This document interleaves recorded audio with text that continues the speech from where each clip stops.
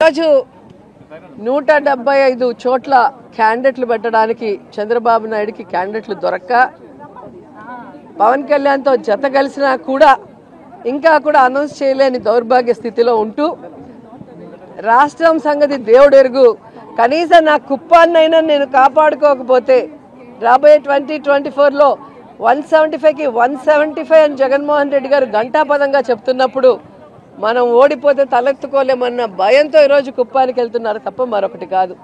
ఈరోజు కుప్పంలో దాదాపుగా 40 సంవత్సరాలు పైగా ఎమ్మెల్యేగా చేశారు, 3 సార్లు ముఖ్యమంత్రిగా చేసి కూడా ఆ కుప్పంలో ఏ కుటుంబానికి సంక్షేమం అభివృద్ధి అందించారో ఒకసారి చెప్పాలి చంద్రబాబు నాయుడు.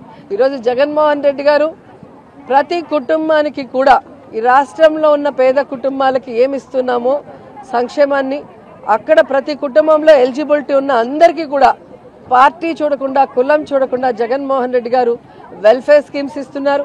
ఆ ప్రాంతంలో అభివృద్ధి చేస్తున్నారు. ఆర్డీఓ సర్కిల్ తీసుకొచ్చారు, మున్సిపాలిటీ చేశారు, ఇప్పుడు తాగే నీళ్లు కూడా తీసుకొస్తున్నారు. ఇది చాలా ఇంపార్టెంట్ ఇష్యూ. 3 సార్లు ముఖ్యమంత్రిగా ఉన్న చంద్రబాబు నాయుడు తనకు ఓట్లేసి ముఖ్యమంత్రి అయ్యేందుకు అవకాశం ఇచ్చిన ఆ కుప్పానికి తాగే నీళ్లు కూడా ఇవ్వని ఒక దౌర్భాగ్యమైన పొలిటీషియన్.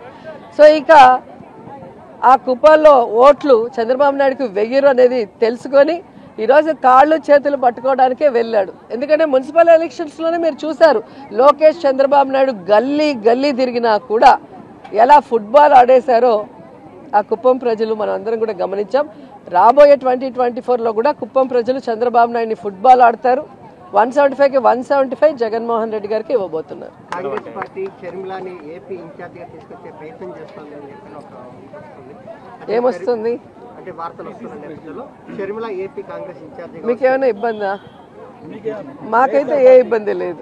ఎందుకంటే నేను అనేక సందర్భాల్లో చెప్పాను, ఇది ప్రజాస్వామ్య దేశం, ఎవరైనా పార్టీ పెట్టుకోవచ్చు, ఎవరైనా మేనిఫెస్టో అనౌన్స్ చేసుకోవచ్చు, ఎవరైనా పాదయాత్రలు చేయొచ్చు, ఎవరైనా పబ్లిక్ మీటింగ్లు పెట్టచ్చు. కానీ వాళ్ళు చెప్పే అజెండా ప్రజలకి నమ్మశక్యంగా ఉన్నప్పుడే వాళ్ళు సపోర్ట్ చేస్తారు. కాబట్టి ఎవరో వస్తారు ఏదో చేస్తారని భయపడే క్యారెక్టర్ జగన్మోహన్ రెడ్డిది కాదు అనేది ఇప్పటికే మీకు అర్థమై ఉంటుంది. స్టార్ క్యాంపెయినింగ్ వస్తే మొత్తం కూడా విమర్శల దాడి అంతా కూడా అధికార పార్టీ మీదే ఉంటుంది. దాని ఎలా ఈ రోజు ఏం కొత్త కాదండి.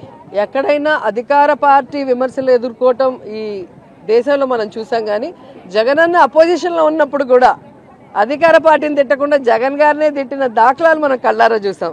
సో జగన్ గారిని చూసి కడుపు మంటతో ఎంతో మంది ఎన్నో మాట్లాడతారు.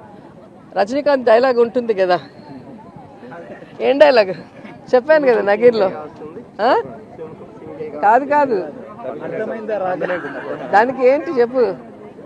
విమర్శించని నోరు ఉండదు, మొరగని కుక్క ఉండదు, మన పని మనం చేసుకుంటూ వెళ్ళిపోవాలి. అర్థమైందా రాజా అని జగన్ గారు అదే చేస్తారు. ఎవరు ఏం విమర్శించుకున్నా తాను చెప్పిన వాగ్దానాన్ని, తాను ఇచ్చిన మాటని నెరవేర్చుకుంటూ సైలెంట్గా ఆయన పని ఆయన చేసుకోబోతున్నారు.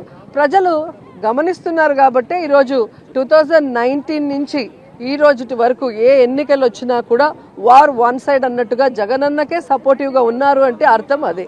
సో వాడెవడో తిట్టాడని మనం తిడితే ఏముంటుంది. నేను తెలంగాణలో నించుంటే అని చెప్పి అన్నిసార్లు చెప్పుంటాడు పవన్ కళ్యాణ్. నించుంటే కదా తెలిసేది. ఆంధ్రాలో నించుంటే 2 చోట్ల ఓడిచ్చారు.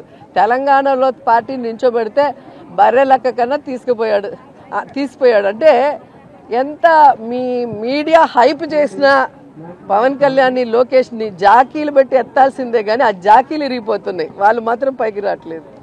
అంటే అధికార పార్టీలో సంబంధించి సీటు రానటువంటి ఎమ్మెల్యేలందరూ కూడా కాంగ్రెస్ పార్టీకి టచ్ లో ఉన్నారని ఆ అధ్యక్షుడు కూడా చెప్పారు. అదే సునకానందం, పచ్చ ఛానళ్ళ సునకానందం. ఇప్పటి వరకు 175 చోట్ల అనౌన్స్ చేయలేకపోయారు. సో ఎక్కడైనా ఎవరైనా కొట్టాడుకొని బయటకు వస్తే వాడికి సీట్ ఇద్దామా అనే ఆలోచన. సో అలా ఎవడొచ్చినా కూడా వాడి ఓడిపోవడం తప్ప ఇంకోటి కాదు. ఎందుకంటే గతంలో కూడా మీరు చూశారు, జగనన్న అజెండాతో గెలిచిన 23 మంది డబ్బు కోసం, పదవుల కోసం తెలుగుదేశం పార్టీకి వెళితే 2019 ఎన్నికల్లో ప్రజలు వాళ్ళని చిత్తుగా ఓడించారు. కాబట్టి ప్రజలు గమనిస్తున్నారు. ఇక్కడి నుంచి పోయేవాడికి రాజకీయంగా సూసైడ్ చేసుకున్నట్టే తప్ప మరొకటి కాదు. ఎప్పుడు కూడా ప్రజలకు మంచి చేసేవాడు, ఇచ్చిన మాట మీద నిలబడే నాయకుడినే ప్రజలందరూ కూడా ఆశీర్వదిస్తారు, ఇష్టపడతారు.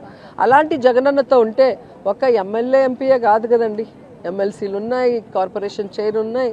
ఎవరికి ఏం సరిపోతుంది, ఏ టైంలో ఎవరికి ఏం ఇవ్వాలో జగనన్నకు తెలుసు. ఫస్ట్ టైం నాకు కూడా జిల్లాలో మరి సమీకరణ వల్ల మినిస్టర్ ఇవ్వలేనప్పుడు ఏపీఐసి చైర్పర్సన్ ఇచ్చారు. సో జగన్ గారికి తెలుసు ఎవరితో ఎలా ప్రజలకి సర్వీస్ చేయించాలి అని. అంతేగాని పదవులే పరమావధిగా పార్టీలు మారేవాడికి ఎప్పటికీ కూడా రాజకీయంగా భవిష్యత్తు ఉండదు.